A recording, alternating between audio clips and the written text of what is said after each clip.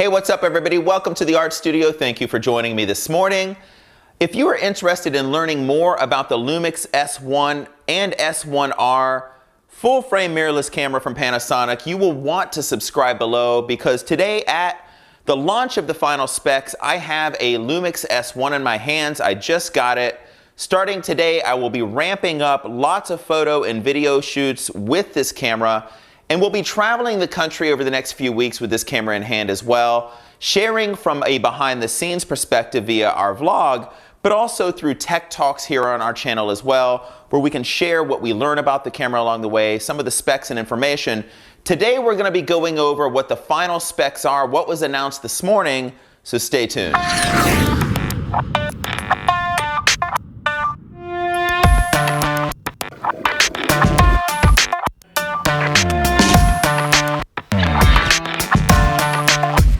Into Panasonic when the GH4 was announced. So I've been a Panasonic user for quite some time. I was working with DSLRs and cinema cameras and just felt a little overwhelmed carrying both, and I really needed both to do the high quality of work that we were dreaming of for our clients and for ourselves personally.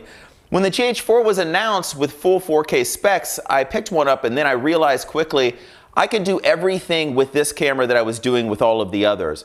But I always said if Lumix were to come out with a full frame version, I would be all over it. It'd be the first in, and today is that day where they have announced a full frame mirrorless camera.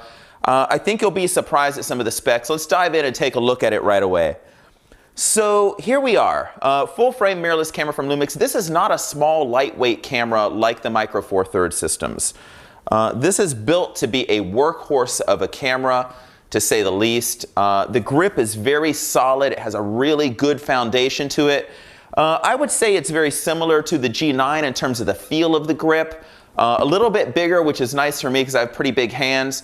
And when you add the battery grip to the bottom, this is just a really rock solid kind of camera. I have on it the 24-105 f4 lens, which is their first lens to come out with it.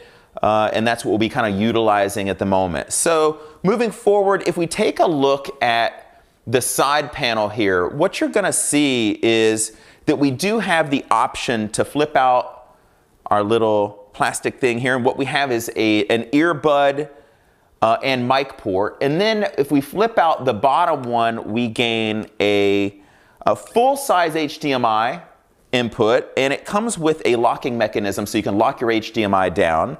And you'll see a USB-C port here too for charging and for tethering your camera to a computer. I know a lot of pros love to tether in the studio with a full frame, and so you'll be able to do that as well. Looking at the other side of the camera, you're going to see that there is a locking mechanism on the actual cover for the SD card. And so when you open it up, you'll find that not only is there an SD card, but there is a XQD card option in here as well. This is going to be updated with firmware to take the new CFast Express as well. And my understanding is that's going to allow even faster transfer rates as well as more data to be able to put in. So larger card capacities. Also, what I want to mention is if you look at this side of the battery grip, you're gaining, there's an on-off switch. Certainly you have your exposure compensation, ISO button, white balance, but you also have the ability to change your shutter speed, aperture, and of course, there's your firing button right there as well. So that's kind of the side of the battery grip. Looking at the top of the camera, you'll notice really quickly, this looks like a G9 from the top. And rightfully so, because we have an illuminated panel here where we can take a quick glance, illuminate it. What's beautiful about that, beyond it illuminating that, is it also illuminates the back buttons ever so slightly. And I know when I'm working in dark weddings or out doing time lapses at night, I really love the ability to see exactly what's going on. Gives us that little LCD at a glance, and that's a nice thing. Looking at the back of the camera, you're going to see a few different things than you've seen before. First and foremost, what I love is this new AF on button in the upper right of the grip. And what's great about that is you can now focus with your thumb and then start firing and just kind of focus, let it hold, fire away instead of focusing up here. And so I just find that more comfortable. Happy to see that come in. There's an 8-way joystick on the back as well. The ability to switch from manual to single or continuous autofocus there. Quick, the Q button, so you get kind of a quick at a glance on the back screen. Display button, of course, to switch through the many different display options that you have. And all the other typical things that you have here. One thing I will say is that the record button is kind of moved to the far side next to the LVF up here, which is actually kind of nice. You can just kind of reach over and do that so you don't accidentally hit it at any time. So, you know, kind of the same thing. The one thing I'll say also, it is not a flip out screen like the G9 or GH5, but it does flip up beautifully here, of course flips down, and then it also flips up this way. So you can get that nice low angle for vertical shots as well. So that is kind of a nice feature. Again, it's not a flip out screen, but it's a pretty intuitive screen on the back here also. On the grip, battery grip, you'll see the 8-way joystick, the AF on the back as well, and of course all the different things for changing your dials for your shutter speed, aperture, and all those good things. On the front, you can see, yes, this is a big honkin' chip, full frame for sure. And you'll notice inherited from the G9, which I'm so happy about, the little toggle switch on the lower part here, lower left of the camera, switches automatically from your traditional manual shutter to an electronic shutter, silent mode, so you go into silent mode really quickly and easily. So I'm really happy about that. Let's look at some of the specs that have come out, kind of industry leading here. In picture quality, the S1 is, we already knew some of this, but we'll go over what's new too. It's a 24.2 megapixel chip, ISO range of 100 to 51,200, expandable of course, but this is kind of their recommended ISO range. S1R is 47.3 megapixels, so industry leading in terms of full frame. 100 to 25,600 expandable, but kind of gives you their recommended. It's 6-stop 5-axis dual IS2. So yes, it utilizes 5-axis image stabilization in both cameras. If you use optically stabilized lenses also, that just enhances it that much further. That's that dual image stabilization we've come to love for both photography and video projects. They say a precise shutter, 1/8,000th of a second. And here's what's interesting. I said earlier, they've made this to be a workhorse, top-end, highest-end spec camera for professional photographers. 400,000 cycle shutter life. That's pretty amazing. I think most high-end pro cameras are 200,000, so that's a big leap. Highest shutter sync speed at 1/320th of a second. And here's a beautiful thing. The G9 introduced a high-resolution mode to the Lumix lineup of cameras, allowing you to do 80 megapixel stills. When we step into the S1, we can now do 96 megapixel stills, or the S1R, we can do 187 megapixel stills. And there's a new mode 2, a new motion blur mode, where if you're shooting things that have moving trees or something like that in the wind, I haven't done this yet, but I've seen some examples and it seems to work, where it will actually kind of stop that motion blur and do something to pick out the blur from what's not blurry and do an algorithm and so on and so forth and calculate it up and res it up so that you now get a little motion blur detection to make that work to your benefit. So that's kind of interesting. AF performance, it seems to be pretty solid from the limited time I've spent with it, but we will certainly go through more of that. It is 0.808 second DFD AF, low light performance at -6 EV, low contrast at -3 EV, and there is AFS at 9 frames per second, so single shot at 9 frames, continuous at 6 frames per second, and that's across both cameras. There are some differences between these cameras certainly as well. These are some of the things that they all have in common. The interface itself, so the viewfinder looking in is the industry leading viewfinder at the moment. It is so sharp and beautiful. It is so close to the human eye. You're gonna love this EVF on top. And it has a 0.005 second minimum lag time, which is kind of a beautiful thing. So no lag in the time of what you're seeing going across your screen to the time you see it, to the time you capture it. 21,000K LCD on the back. And now we're also talking about that flip out screen. They call it a triaxial tilt LCD. It does have the status LCD we mentioned earlier. You just click a little button here, lights right up. And of course the 8-direction joystick we mentioned already.